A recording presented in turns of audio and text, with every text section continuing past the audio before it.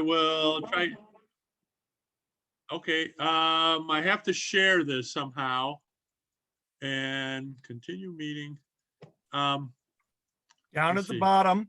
Down at the bottom. Okay, hold on. We went through this and down at the bottom, and I don't have a shared screen yet. Oh, wait a minute. Hold on. Hold on, guys. We went through this, and I don't know what I'm doing wrong. Down at the bottom, share screen. There it is. Okay. Now we should have it.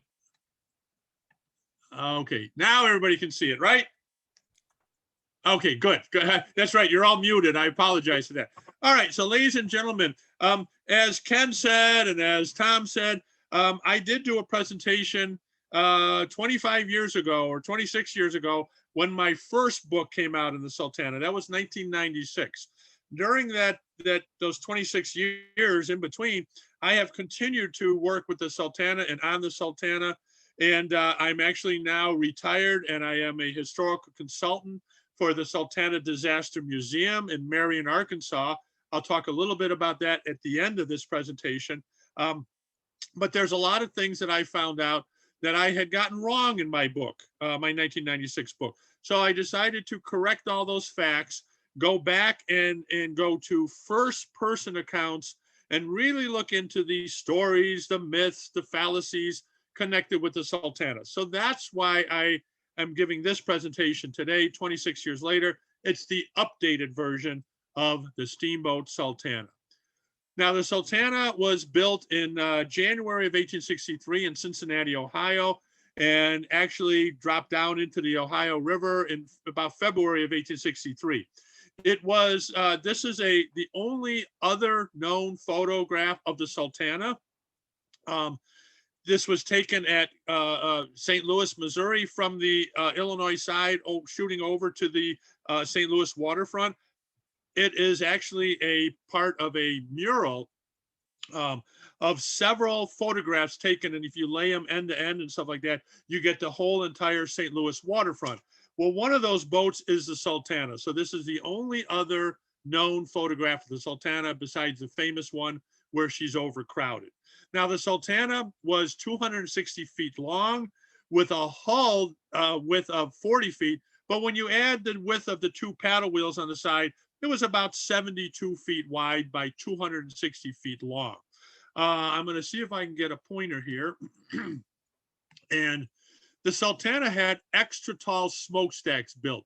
It was built by a man named Preston Lodwick, and he had it built with these extra tall smokestacks because this is February of 1863, the Sultana is being built. They already know that General Grant is moving upon Vicksburg, Mississippi. They know eventually Vicksburg's going to fall. They know that Port Hudson is going to fall. And then, as Abraham Lincoln will eventually say, the Mississippi River will flow unvexed to the sea. At that time, that would open up all the cotton trade down in Louisiana, where the North has taken New Orleans earlier in the war and has sort of spread out, and they're now buying cotton and such like that from some of the Southern businessmen and plantation owners and stuff. And the steamboat owners know that once that river opens up, there's going to be a lot of steamboats going down, picking up all this Southern cotton and bringing it back up to the Northern industries. And so Preston Lodwick will build the Sultana with extra tall smokestacks and these wide open side decks here, where he's going to figure that he can stack up bales of cotton, as you'll see in this boat, in this picture here. They would load the cotton so high on the boats that if you were on those lower levels, let me just go back one, if you were on the lower deck, the main deck, or even in the cabin deck here, you're not going to be able to see out because this is going to block your view. You'd have to come up onto the upper deck called the hurricane deck in order to, if you were going to see something. Or as you see back here, this is left open for the paying passengers could sit on deck chairs and watch the scenery go by. But the main objective of a steamboat is to make money. And if they can make money by carrying cotton, they're going to pile it all the way up to the pilot house. Preston Lodwick was afraid that a spark would pop out of the smokestack, land on this cotton, and create a fire. So it builds these extra tall smokestacks. The Sultana on her first trip is going to go upriver on the Ohio River. and it's heading towards Wheeling, West Virginia. But when it gets to Pittsburgh, it can't. I'm sorry, it's going to Pittsburgh. But when it gets to Wheeling, West Virginia, it can't get under the railroad bridge there. The river's a little too high. The smokestacks are way too tall, so it takes and offloads what equipment and freight it had for Pittsburgh, takes on whatever it could at Wheeling, and then heads back down to Cincinnati. They're going to do this for a little while, and then eventually what's going to happen is the Sultana, after a few of these shakeout runs, so to speak, is going to take and drop down to the Mississippi River. And once the Vicksburg is captured, Mississippi is open, then Preston Lodwick will run his boat back and forth, and he makes a lot of money. He had the boat constructed for $60,000, and after about a year of running it, he is going to sell his boat for $80,000. So he makes $20,000 on about a 1-year-old steamboat. He sells it to 4 businessmen from St. Louis. One of them, who will eventually become the captain of the Sultana, James Cass Mason, 34 years old. James Cass Mason was considered to be a little bit of a leadfoot.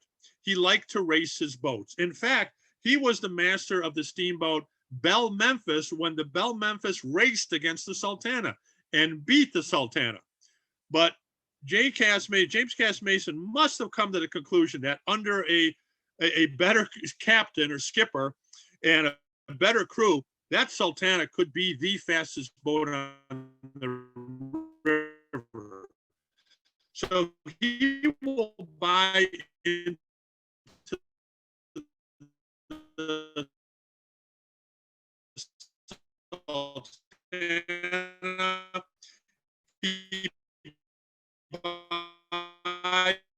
Gene, you're breaking up. St. Louis down to New Orleans and back up again. He's constantly racing his boat, sometimes against other boats, sometimes against time. He runs into a couple snags a couple of times where he has to have the boat repaired. One time at the winter of 1864, 1865, before the Mississippi ice is over, he's down at Cairo, Illinois. He decides to go upriver to St. Louis, which is his home port where his wife lives. And he goes up through block ice and actually tears up the paddle wheels of the Sultana. So he's pretty reckless. He's also, by the start of 1865, hurting for money. He really needs money, and he's looking for some way to make a lot of money, because the problem is too many steamboats, not enough freight, and not enough passengers, at least at this point in history. So he's looking for money in April of 1865. On April 12th, April 13th, he will set off from St. Louis upriver here on our map, and he will come downriver, and on April 14th, he docks at Cairo, Illinois. There is some freight that has been brought down the Ohio River and left at Cairo to go further downriver, and he decides, I'm going to take a day and stay there and load up the Sultana with this extra freight before going downriver.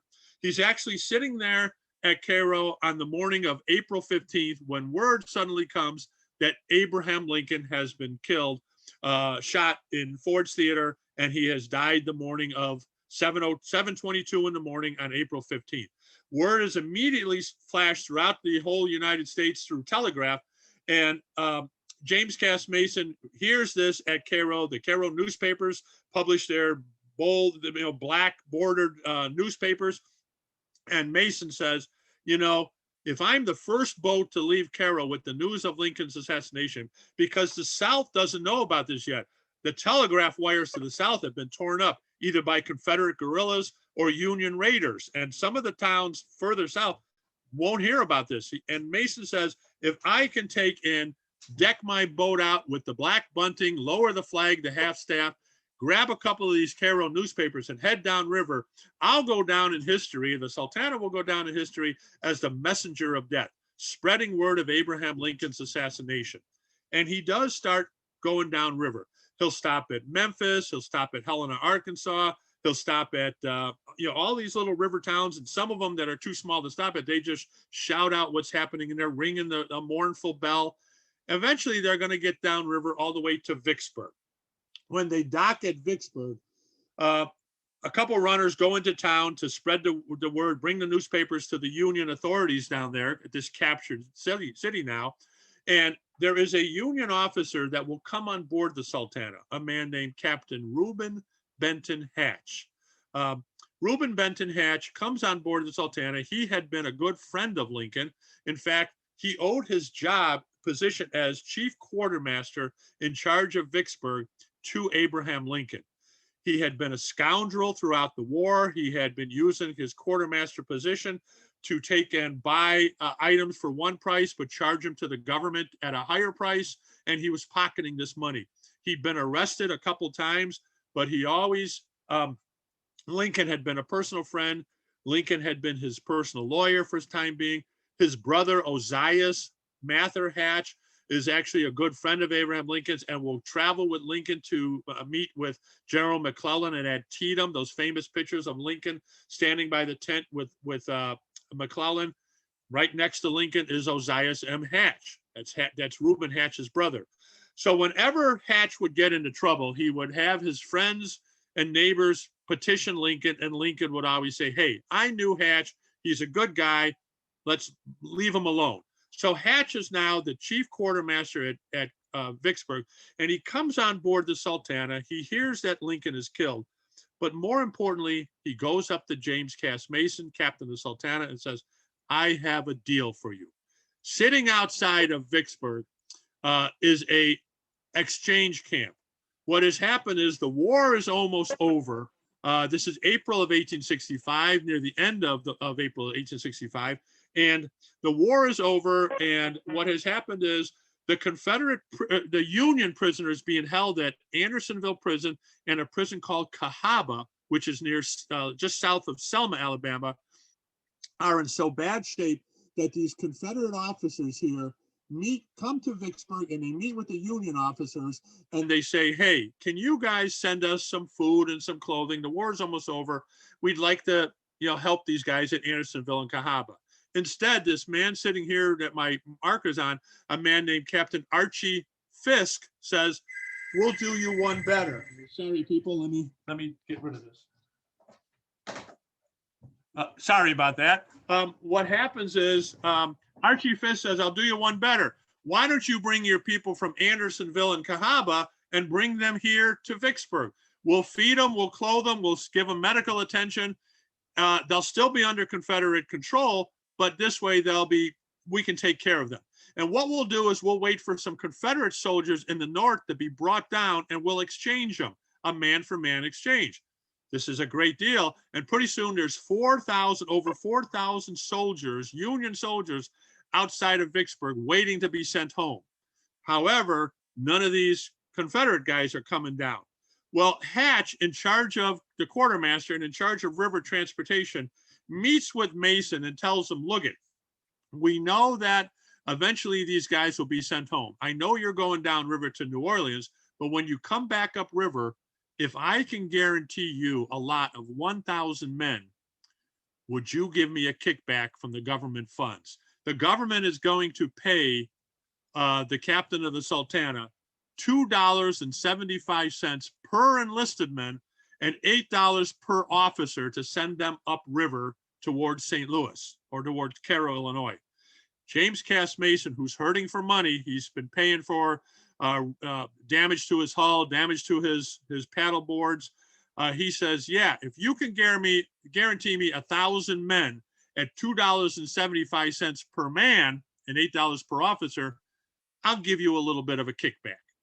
So Mason will leave Vicksburg, continuing to spread the story of Lincoln's assassination, knowing that as he comes back upriver, he's going to have at least 1,000 men waiting for him.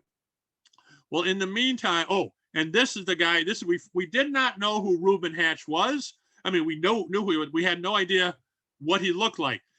I finally found out that this is Reuben Benton Hatch in the picture right here. So this is a close-up of him.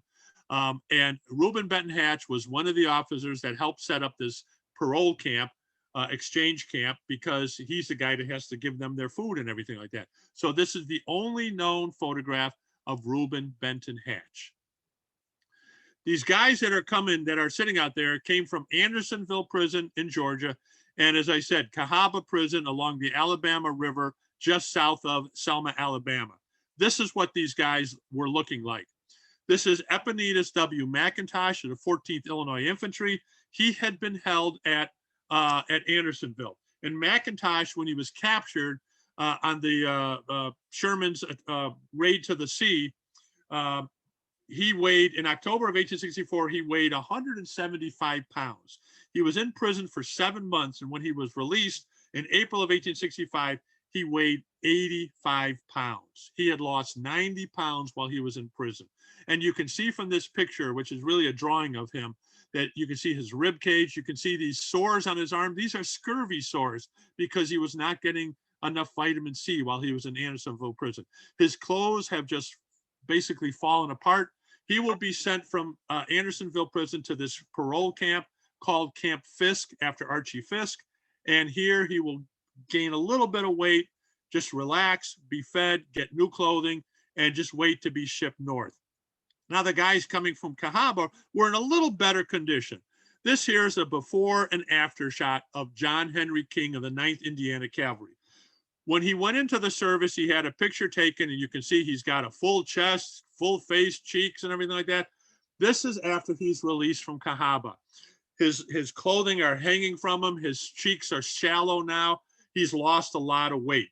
This is, however, the guys coming from from Cahaba were much, much better than the guys coming from Andersonville. But again, they're going to be sent to this parole camp where they will relax for about a month before, where they're able to gain a little bit of weight, gain a little strength, and get new uniforms before they are placed on board the Sultana or sent home on some boat. Now, the first boat to come along was called the Henry Ames. What happens is the South says, you know, we're not getting any Southern prisoners coming home from the North, but the war's over. Lee has surrendered. It doesn't look good for us. Why don't we just start releasing these Union guys and sending them home? The first boat to take them will be the Henry Ames. They take 1,315 men from Illinois, Iowa, Wisconsin, and Minnesota.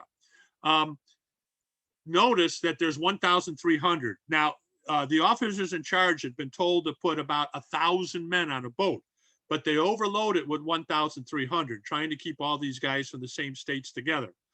The commanding officer, a man named Napoleon Jackson Tecumseh, great name, Napoleon Jackson Tecumseh Dana, comes down and sees the boat off. And when he finds out there's 1,300, he doesn't raise a stink. He's like, okay, we just want to get these guys home. Had he made a fuss and said, look it, I don't want more than 1,000 guys to go home, the Sultana may not have happened. But 1,300 will leave on the Henry Ames. On April 23rd, the Olive Branch will show up. It shows up so soon after the Henry Ames that there's only 619 men from the states of the eastern states, Pennsylvania, Massachusetts, New York, that are ready to be released from Vicksburg and sent up to the north. The reason only 619 guys get on this boat is the Union authorities at Vicksburg are having trouble with the Confederate books. They've got these books, they're all jumbled. Whenever anybody was captured, their name went on the book. So if you had a guy from, 10 guys from Illinois captured, you had 10 guys from Illinois put on. Then they captured guys from Michigan. Then they captured guys from New York. And whenever they showed up at the prison, they were put on the books. Well, now that the Union authorities are trying to sort these guys out by states, they're going through and they're checking off who the guys are and everything. And it's, they're trying to put them in Union books. And it's really time consuming and having a big problem. Well, they only have 619 ready to go on the Olive Branch, and it takes off on April 23rd. Well, the next boat coming upriver is the Sultana. But when the Sultana was 12 hours, about 100 miles south of Vicksburg, it springs a leak in one of the boilers, and they have to reduce the pressure, slow the boat down, and they come limping into Vicksburg to get that boiler repaired. The Sultana had 4 boilers. This is what the boilers would look like. And this is the way a typical Civil War boiler would have looked like. You would have taken and thrown from a coal pile into the door here on top of this grating. The coal burns on the grating, and eventually the ash will fall down here to an ash pan. The heat from the burning coal will be drawn by a suction, the same thing like the draft in your chimney in your house will be drawn underneath the boilers and then through the boilers, through these tubes. And the Sultana had 4 boilers lined up next to each other, and they were tubular boilers. They were a newer invention on the river. There were 24 very thin, small tubes, which they thought by having the higher number of tubes, you're going to increase the amount of heat going through the boiler and make the boiler run more efficiency. What happens is the water inside starts to boil, it turns to steam, goes into a steam drum, and then down the steam lines to the engines and gets the paddle wheels going. So this is what it would have looked like, the boiler system on the Sultana. So you're going to have a leak in the left outboard engine or boiler of these 4 boilers. And while that is being repaired, Captain Mason goes into town to meet with Reuben Hatch. And he meets with Reuben Hatch, and he says, you know, we want to see if we can get the 1,000 men on the Sultana. What happened is the Union authorities in charge, a man named Captain Speed, who is out at that parole camp, says, I've only got about 500 men on the new list. I don't have the list made yet. Well, Captain Mason screams and yells and says, I was guaranteed 1,000 men. And he knows if he's going to give a kickback to Hatch, he's going to lose some of that money. So eventually what happens is the decision is taken out of this guy Speed's hand, and it is decided to put every single person at this parole camp on the Sultana, and we'll work on the list of men later. How many men do they think are there? About 1,400. That's not so bad. The Henry Ames went with 1,300. What's 100 more? 1,400. During that time that the Sultana is waiting and is having his boilers repaired, and they don't tell the Union officers that their boilers are being repaired, a bigger steamboat called the Lady Gay arrives, a newer steamboat. And you know, he also, the captain of this, also would like to get some of those men and some of that money from the government.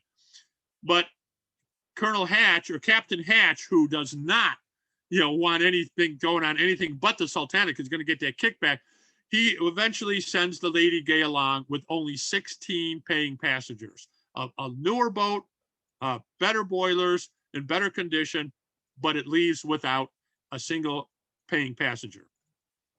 On the morning of April 24th, 3 train loads of men will come in from the parole camp 4 miles outside of Vicksburg into the city, and goes down to the wharf, and they start going on board the Sultana. And as you can see from this painting here, it's really starting to get really crowded. This is actually a wall, a mural painted on the side of the flood wall at Vicksburg, Mississippi. Mississippi still gets the rise of the river and will flood into the town. So they have built a concrete flood wall. And rather than have these ugly concrete panels, each panel is painted with some historical event from Vicksburg history. One of them is the loading of the steamboat Sultana. And you can see on here, while the Sultana was being loaded, another steamboat comes up called the Pauline Carroll. And the Pauline Carroll would like to take men on board. But what has happened is the Union officer involved with the actual loading of the Sultana hears that there's some bribes going on, does not realize that the bribes going on are between the captain of the Sultana and Captain Reuben Hatch. He thinks that it's because of the Pauline Carroll over here. Oops. So what happens is he makes a determination. He says, every single man at that camp is going to go on the Sultana. Pauline Carroll, you can leave. So the Pauline Carroll takes off without a single person.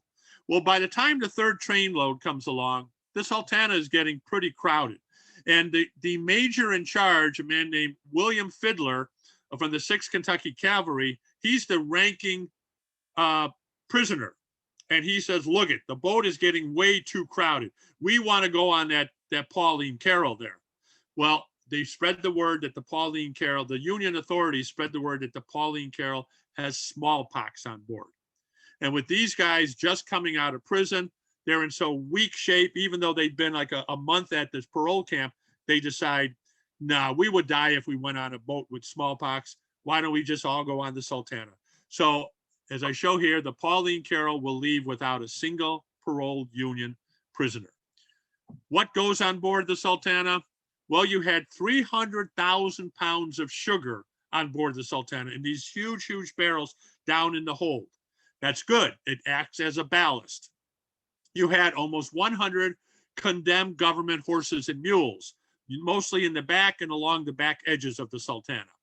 You had 70 civilian paying passengers. These are guys that probably bought a ticket before they saw it getting overcrowded, and they weren't going to get their money back, so they got on board anyways. You had 85 crewmen and women working on the boat. You had 22 guards from Ohio on board to make sure that there's no fights and everybody gets fed.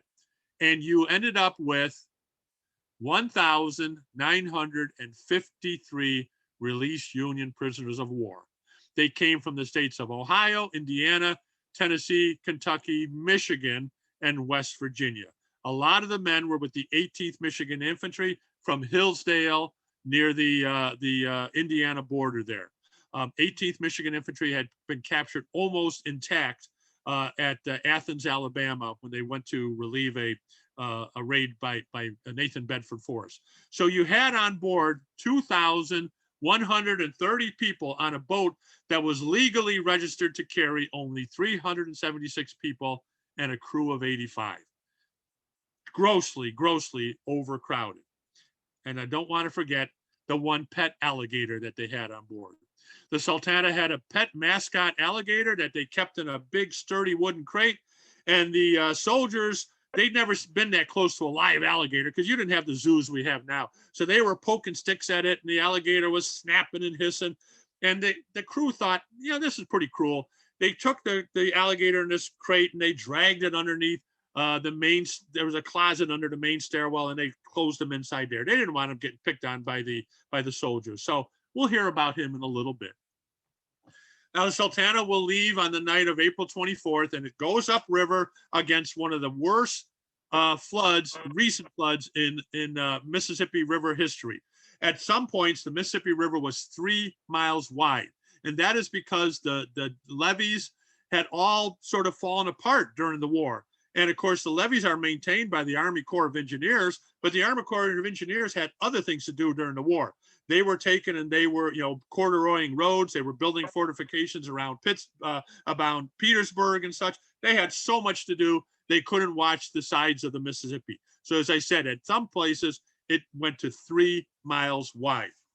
The Sultana will head upriver against this, maintaining a normal speed of about 9 or 10 miles per hour, which tells me that they're pushing these repaired boilers pretty hard because they're going up against a strong flood hitting them in the nose, and they're going upriver against this and maintaining their regular rate of speed. That's like you driving your car up a hill. If you can keep it at 70 miles an hour, then you're probably giving it more gas than you did when you were on a flat surface. So I'm thinking these guys are really pushing these boilers. Well, the Sultana will take and get up to Helena, Arkansas. And on the morning of April 26, a photographer named Thomas W. Banks will take this famous photograph of the Sultana. You may have seen this cropped. A lot of times they show it as a cropped photo, but this is what the picture he took, where you can see the wharf boat there. You actually even see a soldier standing off to the side, and you can see the levee, the Helena levee. If you were to look close at this, you would see that most of the guys on board, and I've studied this forever, are not looking towards the viewer as where this camera is. They're actually looking off to the side. Well, what are they looking at? They're looking at Helena, Arkansas, because this is what Helena, Arkansas looked like in April of 1865. The Mississippi had come up so high, it had flooded the city. This here is the Mississippi River. This is how high and how much was flooded. Actually, Union soldiers were going through the town on rowboats. Even a little artillery piece here, a 6-pound artillery piece, is being floated on a little raft. Now, this is usually the picture you see of the Sultana. They crop it, and this is what you see. Again, I've studied this for years, and this is what you can see on this. Right here is a horse's head. Remember I told you there were about maybe 100 horses on board? This is also some horses' heads right here, too, with the white faces. This here is laundry. There's laundry hanging on the line. These guys are suffering from dysentery. They're suffering from diarrhea. They're cleaning their clothes and they're hanging them on the lines to dry. Up here, this is a pair of elk's antlers. The Sultana on the trip just prior to this one had come upriver from New Orleans all the way to St. Louis in 4 days and 7 hours. That set the modern day speed record for that time. Why? Because I think that the Sultana was able to cut across a bunch of corners rather than following the exact route of the Mississippi River. Because it was so flooded, they could go right across a farmer's field, and they set the record. They were awarded these elk antlers, which was the sign of a fast boat. If you were a shipper of freight or a passenger, you wanted the fastest boat, and you have 10 boats lined up on the wharf, you look for the one with the elk's antlers, you know that's the fast boat, that's the one I want my freight on. So James Cass Mason, the captain, is going to, again, race his boat. He sets this record. He is awarded the coveted elk's antlers. Why is this one guy standing so much higher than everybody else? He's standing on the one lifeboat that the Sultana had. It had a metallic lifeboat, usually stored upside down on the deck so it doesn't fill with water. And during the disaster, it will be thrown from the top deck into the water over the edge. It lands upside down. People are still fighting to get on top of it, but somebody from up here jumps into it with a stiff board, pokes a hole into it, and the lifeboat will sink with not saving a single person. There is, however, a little boat hanging back here. This is called a yawl, Y-A-W-L. And the yawl was actually used by the crew. In low water, they would send the yawl out in front. It would go out in front and it would sound the water. They'd send a leaded line into the water to see how deep it was. During the disaster, 5 crewmen as soon as the boilers explode, they rush to this boat, they drop it in the water, and they take off. In fact, 1 or 2 guys will leave their wives behind and save themselves. They will eventually be arrested in Memphis, Tennessee, or in St. Louis, sent back to Memphis for a trial, but we've never been able to find any trial transcripts, so we don't know what happened to them. Hopefully they rotted the rest of their days in prison, but we don't know.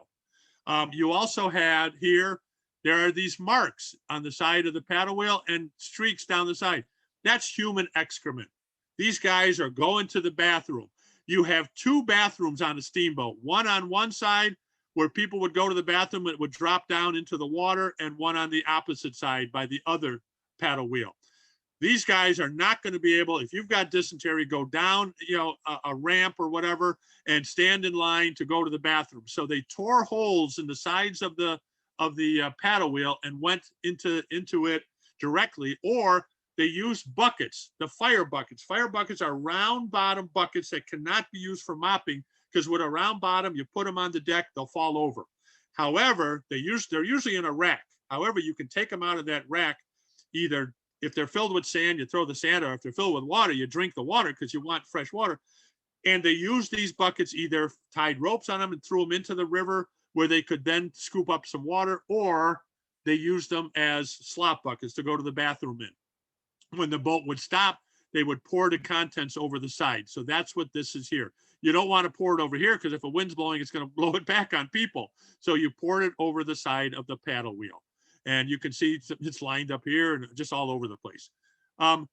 It looks like, although this boat is crowded all over, it's not crowded right here. And that's because this has been left open for the paying passengers. There's got to be some place where they can sit and they can relax on a deck chair and watch the sights go by without being harassed or jostled by any of the men. In fact, you can see right here is a lady. I'll pack that up again. Right here is Miss Lucy Smith. She got on the boat at Baton Rouge, and she was engaged to an Illinois soldier. She's going upriver to Illinois to plan her wedding.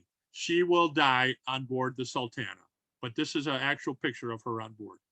And Ken mentioned that there was a piano on board. She was known as the Nightingale of the Sultana because apparently she had a beautiful voice, and when somebody would play the piano, she would sing. So there's our tie-in with Ken right there with his letter. The Sultana will leave Helena and dock at about 12 hours later at Memphis, Tennessee. When they dock at Memphis, they are going to remove from the hold of the Sultana all that hogsheads of sugar. They're going to be here about 5 hours, rolling those barrels up the bank to the government warehouses and such. When they remove this hogshead of sugar, if the Sultana was top heavy before, it's really going to be top heavy now. And there is no redistribution of weight, and that's going to cause some problems later on. About midnight, the Sultana will leave from Memphis, go up here to where the Navy Yard is, and they'll take on some coal, and then they will head upriver, skirting along the Tennessee shore. They get up to about here, and they will cross over to Wampanoag Bar, which is underwater, and they cut across the river at this point. And as they cut across the river to pick up the slack water on the Arkansas side, they're going to get hit heavily on the side with this strong current. And what happens is the Sultana is going to tilt a little. And as it tilts, if there's low water in the boilers, and there is a suspicion that there was, these upper tubes here are going to they're not going to be covered with water. And there's still hot air running through these different tubes. So the hot air going through is going to turn the tops of these tubes here red hot. And when the Sultana gets over to the Arkansas side and rights itself, what happens is the water balances out, hits those red hot tubes, and turns to an instant steam. If your boilers are not strong and can control that sudden excess of pressure, the boilers will explode. At 2 o'clock in the morning on April 27th of 1865, 3 of the 4 boilers will explode and mortally wound the Sultana. What is going to happen is the explosion comes from the back of the boilers and blows upward through the middle of the boat, through the cabin, the main cabin where the passengers are, through the upper decks where the officers live, and through the pilot house. Now, I want to point out here, if anybody has ever heard the story that the Sultana was sabotaged by a Confederate coal torpedo, and there was such a thing, don't get me wrong, there was a lump of coal, or it was a bomb made to look like a lump of coal, but it had been hollowed out and it had gunpowder inside. It would have been this, the conspiracy theorists said that the coal torpedo was shoveled into the coal and it exploded.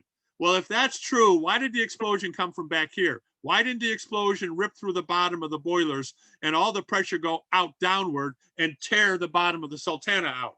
Well, it didn't, because the Sultana will float for 5 more hours because the hull is not damaged.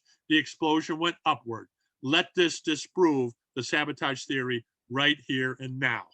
And if any of you get Civil War Navy magazine, the next article, the next issue will have an article I wrote about the Sultana not being sabotaged.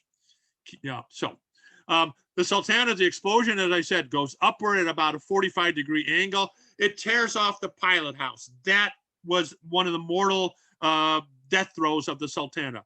When a steamboat had an explosion or caught fire, the pilot was always told to ram the boat into shore and let everybody get off, and they could stand there. They'd be safe, but they'd watch the boat burn.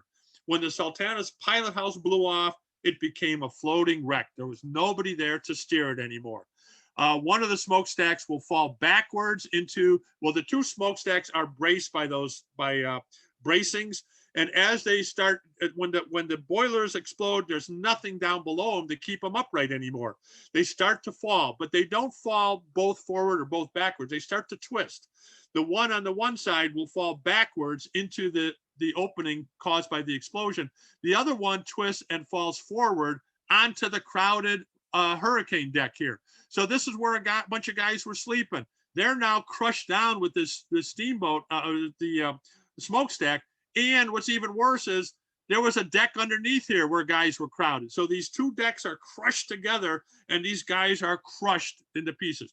Some of the guys are lucky enough to have been sleeping by the head of the main stairway, and the sturdy railings of the main stairway keep the deck from crushing down on top of them. But they will skirt down this main stairway to the bow.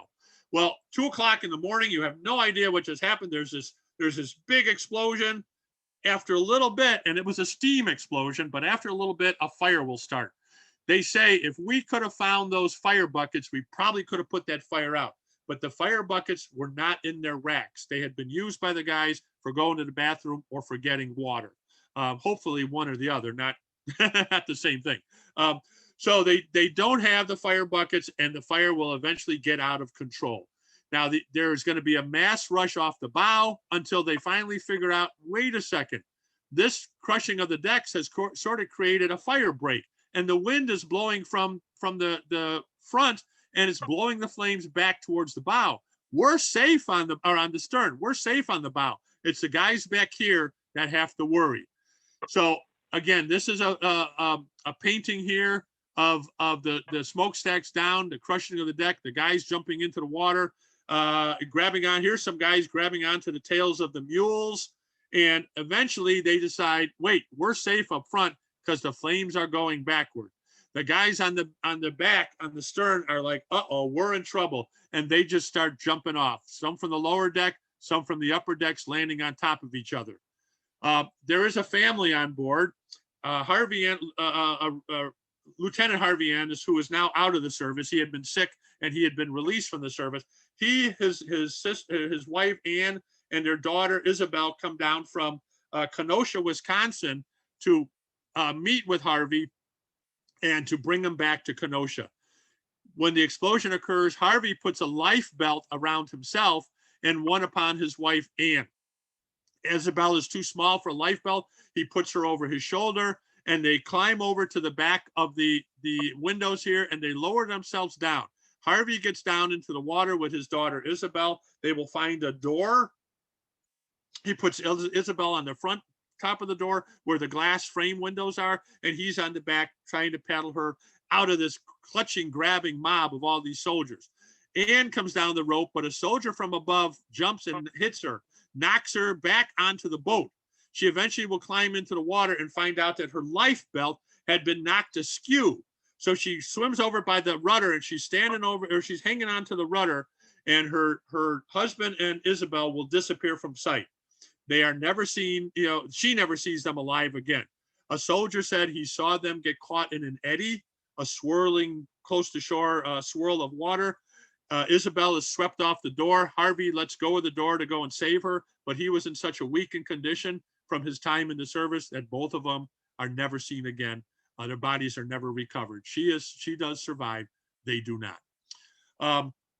Again, they just jump off of here and they land into the water. And eventually what happens is one of the paddle wheels, as it is burning, the steamboat Bostona, number 2, there's a second steamboat with the number Bostona, named Bostona, will come downriver and see the burning Sultana, and they can't believe what they see. They start throwing doors and chairs, their stage landings, anything that they can find that's wood, they're throwing it into the water to try to help the Sultana survivors. They throw out lines and they pull guys on board. They get about 150 people on board, and there's many, many, many more in the water. But the captain of the Bostona, a man named John Watson, makes the hard decision. I gotta head down to Memphis. I don't think Memphis knows that there's an explosion 7 miles upriver, that people are drowning and dying. I've got to warn Memphis and see if we can get more steamboats to go to their rescue. So he heads downriver, leaving all these guys behind who are they're just, oh my God, we're gonna die now. We missed the one steamboat that's gonna save us. Well, eventually on the Sultana, one of the paddle wheels will fall away into the water, and it becomes like a giant outrigger canoe. The strong current hits this paddle wheel, and it starts to turn the boat. Now, remember those guys that were on the bow because the wind's blowing to the stern? When the steamboat starts to turn, it turns all the way around, and suddenly the other paddle wheel will burn away, and eventually the two of them will fall away, burn away from the boat. But by this time, the Sultana has turned all the way around. Those 500 or so guys that were hanging onto the bow, figuring this is safe, we got a fire break. Suddenly, the flames are coming towards them, and there is a second mad rush to get off of the bow. The problem is, with the first rush, those guys have grabbed most of the bales of hay, parts of wood, parts of the deck. The second group that goes in, they don't have that, and these guys are going down by the dozens, grabbing onto each other. You probably stayed on board because you couldn't swim, and now you have to get off. One of the guys that is floating, actually he was blown off the water, is only 17 years old. His name was John Simpson, from the 3rd Tennessee Cavalry. He got blown off the water, off the Sultana at 2 o'clock in the morning, had no idea what happens until he sees the boat catch fire and he grabs some pieces of wood and floats down. But the thing that bothered him, not the explosion, not being in the water by himself, not these other guys, that darn alligator. Whatever happened to that darn alligator? That's what he was worried about. He didn't want to be eaten alive, but he didn't have to worry about it. Because this young man here, William Luganville with the 135th Ohio, he had also remembered the alligator. But more importantly, he remembered that sturdy wooden crate that alligator was in. And he broke open the door to the closet underneath the main stairway, stabbed the alligator with a bayonet, flopped him on desk, took that sturdy wooden crate and threw it into the river. And it was his own little rowboat to get him down to Memphis.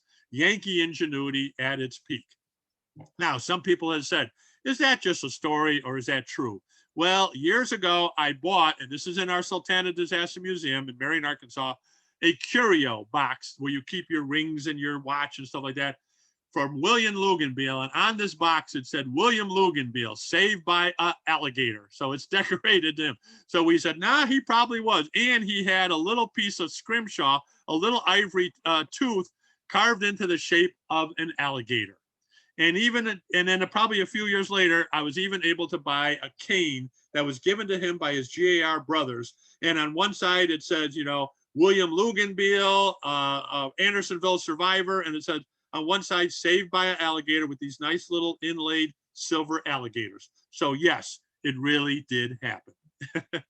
The Sultana will blow up here on the Arkansas, near the Arkansas shore, and it will float with the current burning the entire time until it actually lodges here at the hen of Patty's Hen and Chicken Islands. It sort of is tied off there. It's still burning.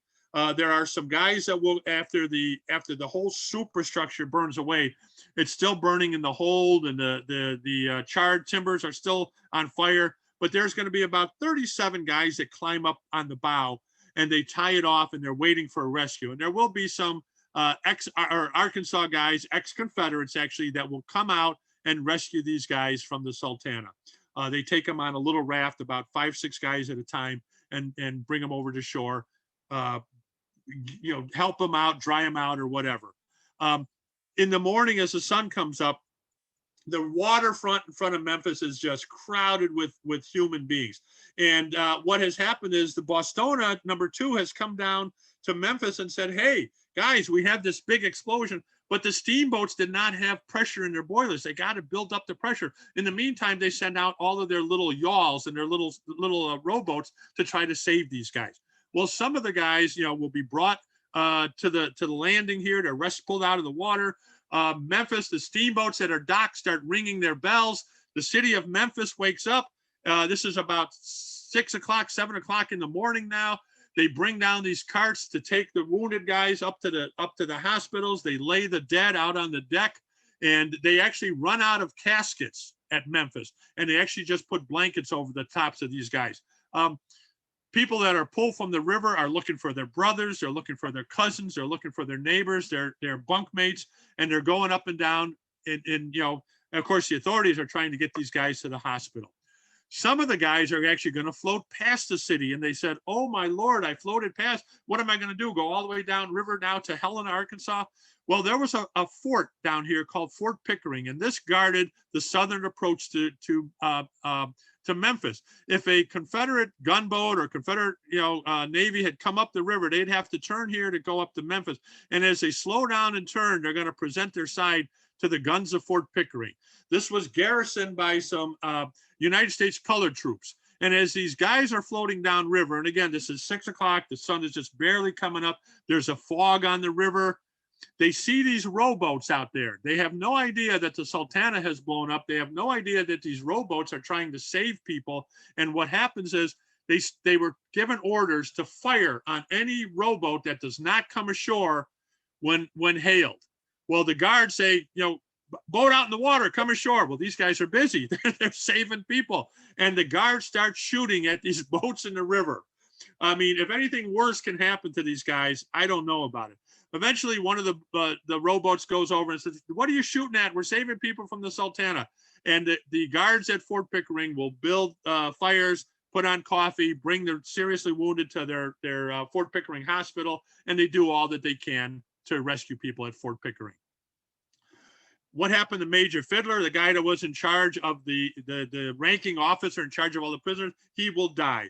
He jumps into the water to save a bridesmaid that had jumped in and was being grabbed by other soldiers. Well, he gets her out of that group, but another group will grab her and him, and they drown. What happened to James Cass Mason? He survives the initial explosion. He's seen on board the boat ripping off shutters and ripping off doors and giving them overboard to people in the water, but he's never seen to leave the boat, and his body is never found. So he does die. What is the toll? Out of the 2,130 people on board the Sultana, at least 1,169 died. That's a loss rate of 55%. Now, people have said, in fact, my original book said probably 1,700, maybe 1,800 people died. I was totally wrong with that. I kept seeing this numbers in the 26 years that I wrote my book. I saw the number go from 1,500 to 1,700 to 1,800 to 2,000.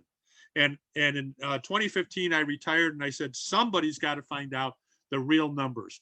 And I started looking at all the rosters of people on board, the newspapers, the Memphis newspapers of the guys in the hospitals, the Vicksburg newspapers of who was put on board the Sultana. I checked pension records. I checked widows pension requests, everything. And I determined that 1,169 people died on the Sultana. I may have missed a few.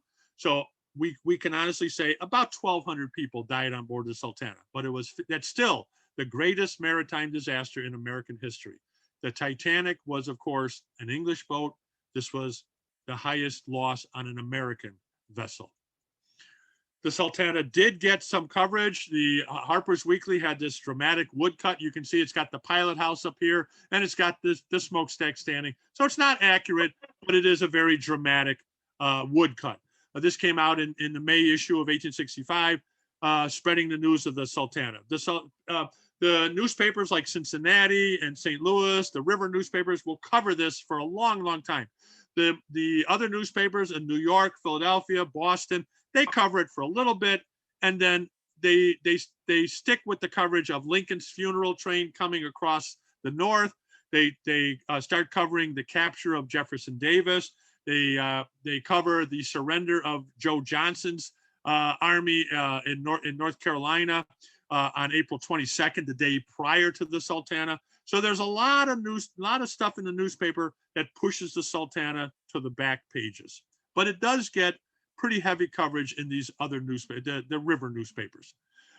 Only one man is held accountable for the Sultana. His name is Frederick Speed. He was the officer out at the parole camp, putting the guys on the train. He never put a single person on board the Sultana, yet he becomes a scapegoat. The guy that was actually at the boat putting him on board, a man named Captain Williams, he's a West Point graduate. He's one of the elite, and they're not going to go after their own guys. They do try to go after Reuben Hatch, but Reuben Hatch has quit the service. And even during the trial of Frederick Speed, they will send 3 subpoenas to Reuben Hatch. He ignores all 3 subpoenas. And then when they send a U.S. Marshal to arrest him, he goes into hiding and they can't find him. So the trial will conclude, and Captain Speed will be found guilty of overcrowding the Sultana, even though he did not select the Sultana and he didn't put a single person on board, but he's found guilty. But Judge Advocate Holt, let me back up. Judge Advocate Holt of the Judge Advocate in Washington, D.C., he will review the case and he says, you got the wrong guy. Speed did not do it. It was Reuben Hatch that selected the Sultana, and he was cutting bribes with Mason. So Speed is going to be exonerated and he gets an honorable discharge. Now, if the Sultana was compared with major battles of the number of Union soldiers, not civilians, how many people died? There was 1,047 Union soldiers that died. It would rank number 12 among the battles of the Civil War, major battles of the Civil War. Of course, Gettysburg, the Wilderness, Antietam, a one-day battle. The Sultana is more deaths than at Spotsylvania, Chattanooga, the assault, the failed assault on Vicksburg in May of 63, Franklin, Tennessee, one of the more costly battles for the Confederacy. And if you look at these other battles, Second Bull Run, Shiloh, Gettysburg, well, they're 2 and 3 day affairs. The Sultana was 5 hours. So almost as many people died in 5 hours as died at Cold Harbor in a siege of 3 or 4 days. The Cold Harbor and the attack at Spotsylvania. So that just gives you an idea of how many people died on board the Sultana and where it should rank in our history. Now, of course, in 1912, when the Titanic went down, people compared the two. But you can see, look at the size of the Sultana, 260 feet long, as compared to the size of the Titanic. There were just about the same amount of people on board, 2,223 on the Titanic, 2,130 on the Sultana. The death rate on the Titanic was 68%. The Sultana, again, 55%. But again, look at the size. 882 feet on the Titanic, 260 feet on the Sultana.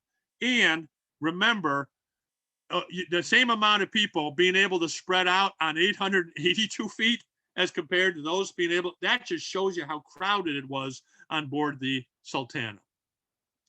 Everybody remembers Pearl Harbor. Everybody remembers the Arizona. We lost 1,177 Marines and sailors on board the Arizona. You lost 1,047, only 130 less on the Sultana, yet nobody remembers the Sultana. Very few, I should say. It's getting better, but everybody remembers Pearl Harbor and the Arizona. We do have this museum in Marion, Arkansas. It is now a temporary museum. It's only 1,000 square feet. We don't have room for everything. We do have a 14-foot model of the Sultana inside it, but we have acquired a 1939 old gymnasium building. So it's really tall because, they used it for basketball and stuff like that. And it's 22,000 square feet, and they're going to add, or I'm sorry, 17,000 square feet. They're going to add on an additional 5,000, brand new 5,000 square feet front with a theater and such like that. And this is where we're hoping to put our permanent Sultana Disaster Museum. We've got to raise $8 million. We now have, I'm glad to say, $5 million. So yes, isn't that great? So September 1st, we will be breaking ground, or at least cutting the ribbon, to start the renovation of the old 1938 building, which is it's a historic building, into the Sultana Disaster Museum. And we're going to try to keep the sides of it the way it looked as the gym, and we're adding this on and put on some great displays inside there. Oh, this is something. These are my other books, and I'm just going to bring this back up again. This is a brand new book I just wrote after 25, it should say 26 years of research, because now we're in 2022.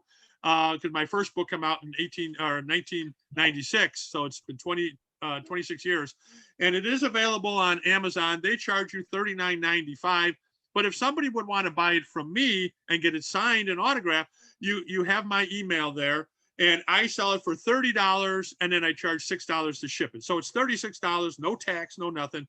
If you buy it from Amazon, it's $39.95, plus they're going to charge you tax, so you're probably paying $42, and you're not getting it signed.